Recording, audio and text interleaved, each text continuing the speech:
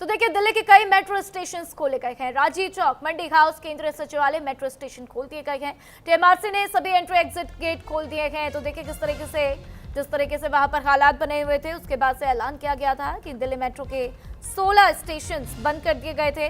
राजीव चौक जो कि सबसे मेन है, उसको बंद कर दिया गया था। साथ ही सेंट्रल सेक्रेटरीट वो भी बंद किया गया। अन्य मेट्रो स्टेशन को बंद किया गया था। तो 20 तारीख केवल वहां पर हमने देखा राजीव चौक को लेकर ऐलान हुआ था, एक और अन्य स्टेशन को लेकर ऐलान हुआ था। लेकिन उसके बाद जिस तरीके से तस्वीरें काफी बिगड़ गई और तस्वीरें जिस तरीके से बदलती चली आई, उसके बाद से कई मेट्रो स्टेशन बंद किए थे। लगभग 16 मेट्रो स्टेशन बंद किए गए थे।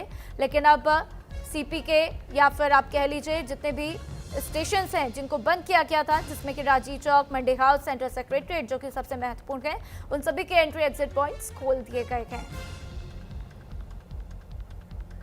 तो पंकज मेरे साथ लगातार बने हुए, सीधा उनका रुख करते हैं। पंकज, अब जब वहां पर एंट्री एग्जिट पॉइंट्स खोल दिए गए हैं, तो क्या कुछ राहत छात्रों को मिलती हुई, क्या वहां से आना जाना लोगों का शुरू हो चुका है? बिल्कुल, देखिए राधा, जिस तरह से पिछले कई दिनों से क्योंकि तमाम जो प्रदर्शनकारी और छात्र हैं वो मंडी हाउस, केंद्रीय सचिवालय, राजीव चौक, जनपद जैसे तमाम मेट्रो स्टेशन से पहुंचते, क्योंकि जंतर मंतर से वो करीबन 1-1.5 किलोमीटर के रेडियस में तमाम ये मेट्रो स्टेशन है। ऐसे में सरकार ने बड़ा फैसला लिया, डीएमआरसी ने, और ये तमाम मेट्रो के एंट्री और एग्जिट को खोल दिया गया है पूरी तरह से। अब तमाम जो मेट्रोज है, खासतौर पर केंद्रीय सचिवालय, मंडी हाउस, राजीव चौक और जनपद, वहां से अब तमाम जो छात्र है, यात्री है, वो अप डाउन कर सकते हैं, उतर सकते हैं और जो है चढ़ भी सकते हैं। मतलब वो पहले भी खुला था, लेकिन अब एंट्री एग्जिट भी कर सकते हैं। तो एक कहने की राहत है, क्योंकि लगातार लोग अब वहां से निकल रहे हैं, क्योंकि लगभग ये माना जा रहा है कि कुछ ही देर में जब प्रेस कॉन्फ्रेंस शुरू होगी तो ये ऐलान हो जाएगा कि जो आंदोलन है वो समाप्त हो जाएगा। तो ऐसे में तमाम आंदोलनकारी को निकलने के लिए अब सेफ जो है वो मेट्रो के एंट्री और एग्जिट खोल दिए गए हैं तमाम मेट्रो के। बिल्कुल पंकज, और तस्वीरें भी हम देख रहे हैं किस तरीके से लोगों का आना जाना वहां से शुरू हो चुका है। तो दिल्ली के कई मेट्रो स्टेशंस को खोल दिया गया। क्या कुछ प्रतिक्रियाएं छात्रों की है पंकज, जिस पर जब से ये मेट्रो की सुविधाएं वापस से सुचारू की गई है?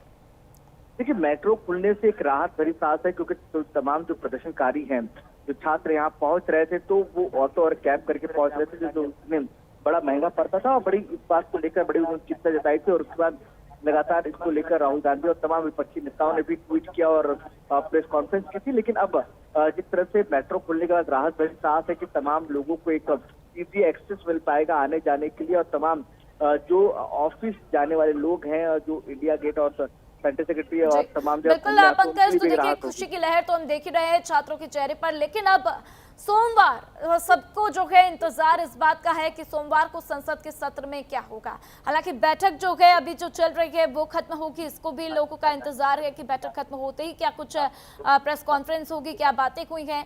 लेकिन अब संसद सत्र का क्या लगता है पंकज, कि क्या सोमवार को नीट पेपर लीक मामले पर चर्चा होगी? क्योंकि सरकार ने प्रस्ताव दिया था कि ठीक है हम चर्चा के लिए तैयार हैं, तो कांग्रेस ने, विपक्ष ने साफ कहा था कि नहीं हमें तो इस्तीफा चाहिए, इसके बाद ही हम चर्चा करेंगे। तो अब इस्तीफा भी हो चुका है, तो सोमवार की क्या कुछ तस्वीरें संसद से आ सकती हैं?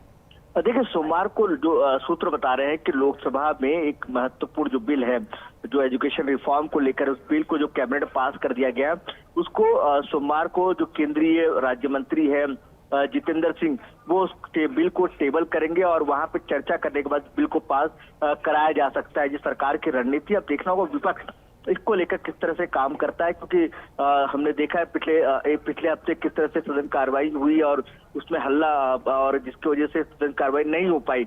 लेकिन ऐसे माना जा रहा है कि सोमवार को जो महत्वपूर्ण बिल है वो पेश की जाएंगे और उसके बाद उस बिल को लेकर चर्चा होगी और माना जा रहा है कि उस बिल को सर्वसम्मति से पास भी करा लिया जाएगा। जी बिल्कुल, और देखना होगा कि क्या कुछ उस दिन तस्वीरें सामने आती हैं, क्या उस दिन भी विपक्ष सरकार का घेराव करता हुआ नजर आता है, वो भी तस्वीरें बेहद महत्वपूर्ण होगी। लेकिन पंकज, अब इस बैठक का अगर हम जिक्र करें तो बैठक काफी लंबे वक्त से चल रही है। क्या लगता है, क्या उम्मीद की जाए कि कितनी देर और ये बैठक चलेगी? देखिए, मुश्किल से मुझे लगता है कि 10 से 15 मिनट में बैठक की जो औपचारिक जो डिसीजन है, जो ऐलान है, वो थोड़ी देर में कर दिया जाएगा। और इसको लेकर अभी बस क्योंकि बैठक लगभग समाप्त माना जा रहा है और तमाम मसलों को लेकर डिस्कशन बाकी है। और ये भी बताया जा रहा है कि अभी एक ज्वाइंट प्रेस कॉन्फ्रेंस हुई जिसमें स्वास्थ्य मंत्री जेपी नड्डा और इसके अलावा केंद्रीय राज्य मंत्री जितेंद्र सिंह और साथ ही साथ जो तमाम पदाधिकारी हैं कांग्रेस जनता पार्टी के, वो भी इस प्रेस कॉन्फ्रेंस में मौजूद रहेंगे और ज्वाइंट प्रेस कॉन्फ्रेंस में वो ऐलान इसी बात का करेंगे कि क्या क्या सरकार के साथ बातचीत हुई है और क्या कुछ ऐलान होगा। बिल्कुल, और देखना होगा कि इस बातचीत से आगे के क्या कुछ हल निकलते हैं, क्योंकि कांग्रेस जनता पार्टी ने तो साफ कहा है कि हमारे अन्य मांगे भी पूरी कर दी जाए तो हम अपना प्रदर्शन खत्म कर देंगे। लेकिन पंकज, अब विपक्ष में एक अलग ही खुशी की लहर है। विपक्ष कह रहा है कि देखिए सरकार झुक गई। पवन खेड़ा की प्रेस कॉन्फ्रेंस की बात करें तो उन्होंने भी इस बात को कहा कि देखिए ये जो आज हुआ है वो एक नई शुरुआत है। तो विपक्ष इसको इस तरीके से देख रहा है कि आज कहीं ना कहीं सरकार की हार हो गई है, तो आने वाले वक्त में भी ऐसे ही हार होती हुई नजर आएगी। इसको किस तरीके से देखा जाए? आने वाले वक्त में तमाम राज्यों में चुनाव भी होने हैं, यूपी का इलेक्शन बेहद महत्वपूर्ण है, पंजाब का इलेक्शन बेहद महत्वपूर्ण है, तो अब इसको किस तरीके से डिकोड करेंगे पंकज? देखिए, अब इसको समझिए कि सरकार ने अगर इतना बड़ा डिसीजन लिया है तो सोच समझ के लिया, क्योंकि जो जेनजी है उनकी उम्र अगर आप देखेंगे तो 17-18 साल की उम्र है और आने वाले 2 सालों में वो वोटर बन जाएंगे। अगर इस तमाम जेनजी इस तरह आंदोलन करते और सरकार से नाराज रहते तो 2029 में सरकार के लिए बड़ी परेशानी होती, क्योंकि ये नए वोटर हैं और अगर नए वोटर टर्नआउट करते तो सरकार के लिए मुश्किलें जरूर बढ़ जाती, मतलब सत्ता पार्टी के जो चुनाव में उतरती है उसके लिए।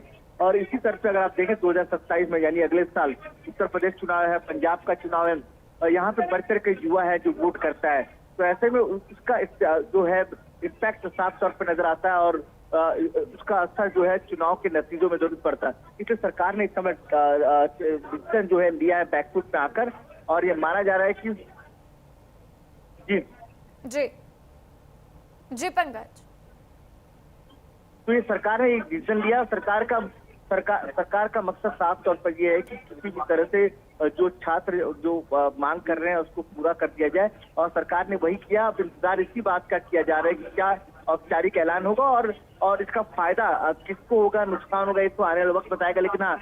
लेकिन ये माना जा रहा है कि जो सरकार ने डिसीजन लिया है या धर्मेंद्र प्रधान ने इस्तीफा दिया है, वो आने वाले अपकमिंग चुनाव और अपकमिंग जो वोटर हैं जो सरकार को या किसी सत्ता को वोट करेंगे या किसी भी पार्टी को वोट करेंगे, वो तय करेगा कि आगे क्या होगा। तो इसलिए माना जा रहा है कि ये डिसीजन महत्वपूर्ण एंगल से दिया गया है। बिल्कुल पंकज, और देखिए 12 साल में पहली बार हुआ है नरेंद्र मोदी के कार्यकाल में जब कोई कैबिनेट मंत्री अपने पद से इस्तीफा दे रहा है, और ये कहीं ना कहीं बहुत बड़ी हार है।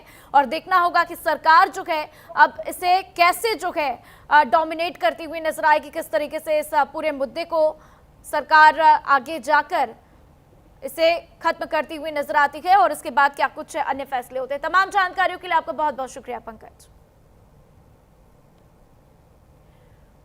तो देखिए किस तरीके से सीजेपी और सरकार के बीच की ये बैठक जो है अभी भी चलती हुई मांगों पर मंथन हो रहा है, समाधान की तलाश है। तो देखिए 12 साल में ये पहली बार हुआ है जब मोदी कैबिनेट से किसी मंत्री ने इस्तीफा सौंपा है, और इसी को लेकर विपक्ष लगातार हमलावर है, क्योंकि ऐसे आरोप थे मोदी कैबिनेट के ऊपर कि आज तक एक भी इस्तीफा नहीं हुआ। और उसी बात का जिक्र अभिजीत दिपके ने किया कि देखिए दुनिया झुकती है, झुकाने वाला चाहिए। और ऐसे में जिस तरीके से आज ये धर्मेंद्र प्रधान का इस्तीफा हुआ है उसके बाद से ये तस्वीर एकदम बदलती हुई, और तस्वीर बदलने के साथ साथ आगे अब क्या कुछ होगा, क्या रणनीति होगी सरकार की, छात्रों की क्या रणनीति होगी, उसको देखना बेहद महत्वपूर्ण होगा।